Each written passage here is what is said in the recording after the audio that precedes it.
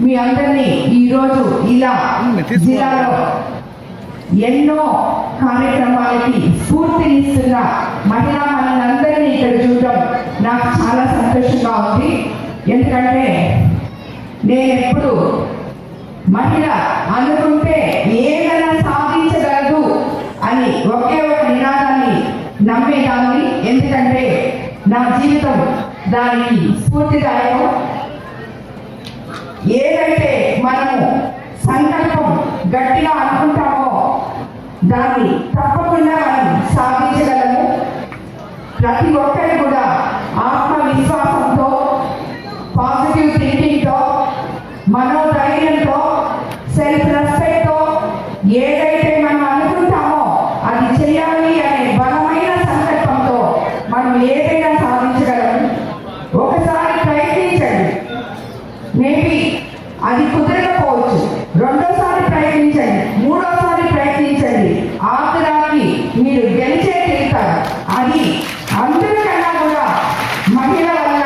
ఎందుకంటే ఎంతో ఓర్పు సహనంతో మనము చిన్నప్పటి నుంచి తల్లిదండ్రుల అండతో, తర్వాత భర్త నీడలో, దాని తర్వాత బిడ్డల నీడలో ఎంతో ఓర్పుగా ఎన్ని ఒడిదుడుకులు వచ్చినా బ్యాలెన్స్ చేసుకుంటూ మన జీవితం అంతా పుట్టినప్పటి నుంచి చనిపోయేదాకా ఎవరికి అణిగి ఉండడం కానీ సమానంగా వాళ్ళకి ప్రేమను అందిస్తూ, వాళ్ళకి అనుకోగా, వాళ్ళ ప్రశంసలు పొందుతూ మన జీవితాన్ని మనము ముందుకు తీసుకెళ్తున్నాం.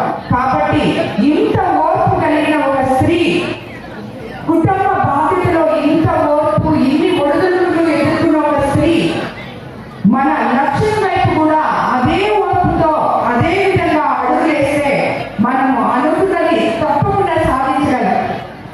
ఆచగా మనము ఈ సృష్టికే మూలము అని చెప్పి అందరూ ప్రతి ఒక్కరు కూడా మహిళలు గురించి చెప్తుంటారు.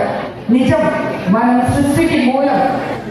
అది ఎందుకంటే మనము సాధించగలము అనుకునేది, మనం చేయగలము అనుకునేది అందరూ చేయలేరు.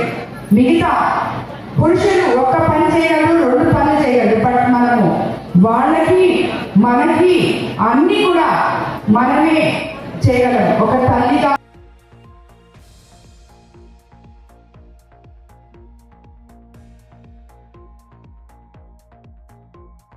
ఒక భార్యగా, ఒక అత్త మామకి ఒక కోడలిగా, తల్లిదండ్రులకి ఒక బిడ్డగా, అన్నదమ్ములకి అక్క చెల్లెలుగా, వాళ్ళకి ఎటువంటి అభద్రతా భావం కలిగినా మేమున్నాము అని చెప్పి వాళ్ళ భుజం తట్టి వాళ్ళ భవిష్యత్తును ముందుకు తీసుకెళ్ళిపోయే శక్తి ఆ ఇంట్లో ఉన్న మహిళకు. ఇప్పుడే కాదు, ఇంతకుముందు పూర్వపు రోజుల్లో అయితే మన ద్రవిడ కాలం నుంచి ఇంటికి పెద్ద మహిళ ఆ రోజుల్లో. క్రమేణా మన కాలానుగుణంగా మనం సాంప్రదాయ ప్రకారం వెనక్కి వెళ్ళినా ఇప్పుడు నేటి తరం మహిళలు అన్ని రంగాల్లో ముందుకు వచ్చి, అందుకు ఇప్పుడే సోదరులు చెప్పినట్టు మొట్టమొదటిగా మన అన్న నందమూరి తారక రామారావు గారు మనకి ఆస్తిలో సమాన హక్కు ఇచ్చారు. అదేవిధంగా చంద్రబాబు నాయుడు గారు మన నాయకులు భుజం పట్టి ప్రోత్సహిస్తున్నారు. 50% రిజర్వేషన్ తీసుకొచ్చారు. ఇవన్నింటిలో కూడా చూస్తుంటే మనము ఎంతో ముందుకు వెళ్ళగలుగుతున్నాం.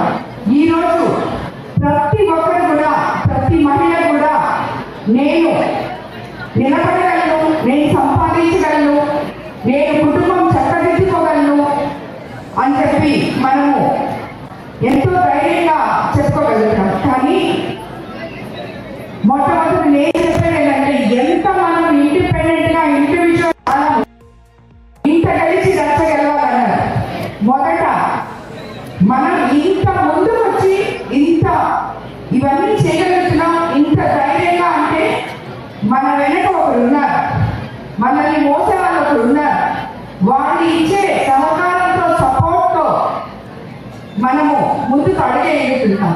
అదే మన భర్త అయినా, తండ్రి అయినా, అన్నదమ్ముడైనా, కొడుకు కాబట్టి వాళ్ళకి అనుకోగా వాళ్ళకేం కావాలో చూసి మనము బయటకు వచ్చి మన హక్కుల కోసం పోరాడాలి. కానీ మేము హక్కుల కోసం పోరాడతాము అని చెప్పి ఇంటిని వదిలేసి ఎప్పుడు చూడు మనం రోడ్డులో తిరిగితే అది మహిళా సాధికారత కాదు, హక్కు కాదు.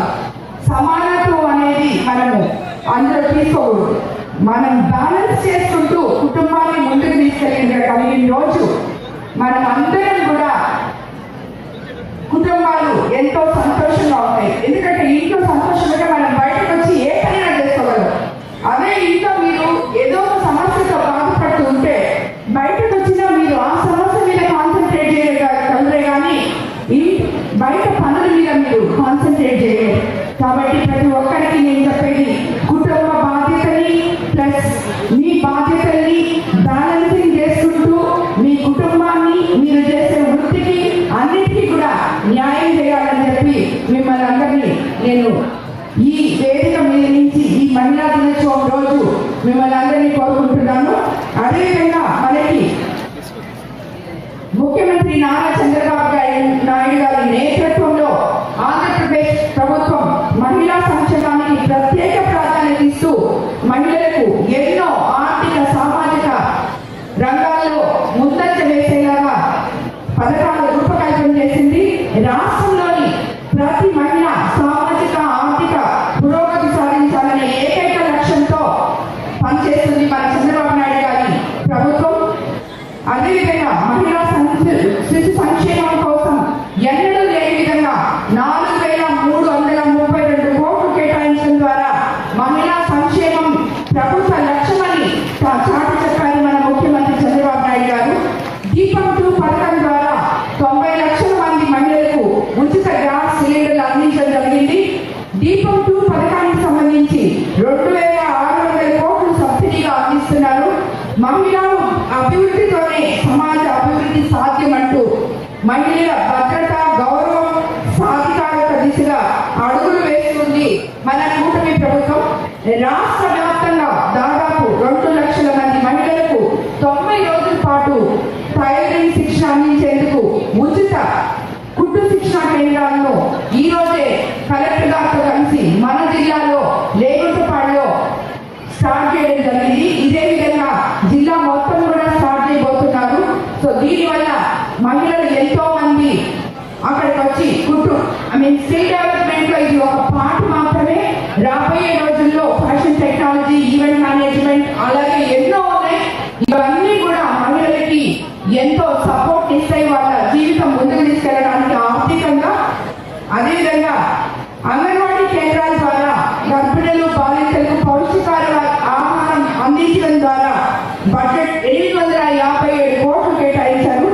తల్లికి వందనం పథకం ద్వారా ప్రతి కుటుంబంలో 1వ తరగతి నుంచి 12వ తరగతి వరకు చదువుకునే పిల్లలకి రాబోయే రోజుల్లో వచ్చే జూన్లో తప్పకుండా ప్రతి బిడ్డకి 15,000 మన ముఖ్యమంత్రి చంద్రబాబు నాయుడు గారు ఉమ్మడి మన పార్టీలో నుంచి ఎన్డీఏ పార్టీలో నుంచి అందివ్వబోతున్నారు. అదేవిధంగా రాష్ట్రంలోని డాక్రా మహిళలకు 1 లక్ష రూపాయలు నామమాత్రపు వడ్డీతో అందిస్తున్నాం. మహిళలకు ఆస్తిలో సమాన హక్కులు, విద్య, ఉద్యోగాలు, రాజకీయాల్లో రిజర్వేషన్లు కల్పించడం ద్వారా మన తెలుగుదేశం ప్రభుత్వం అందరికన్నా ముందున్నదని మీ అందరికీ కూడా తెలుసు. ఎందుకంటే ఈ మహిళా దినోత్సవం ఇంత గొప్పగా జరుపుకోవడం ఒక పండగలాగా మనం ఈరోజు జరుపుకుంటున్నాం. కానీ నా ఉద్దేశం మహిళలకి ప్రతిరోజు పండగే, ప్రతిరోజు మహిళా దినోత్సవమే. ఎందుకంటే మనము ప్రతిరోజు అన్ని రంగాల్లో ఈరోజు ముందున్నాము, ఓర్పుగా ముందుకెళ్తున్నాము. సో కాబట్టి అన్ని రంగాల్లో ముందున్న ప్రతి మహిళకి అలాగే కుటుంబ స్త్రీలకి, ఎందుకంటే వాళ్ళు మనకందరికన్నా ఇంట్లో ఉన్నా కూడా ఇంకా ఎక్కువ బ్యాలెన్స్ చేస్తూ పనులు చేయగలరు. అందరికీ కూడా మరోసారి మహిళా దినోత్సవ శుభాకాంక్షలు తెలుపుకుంటూ అందరికీ ధన్యవాదాలు తెలుపుతున్నాను.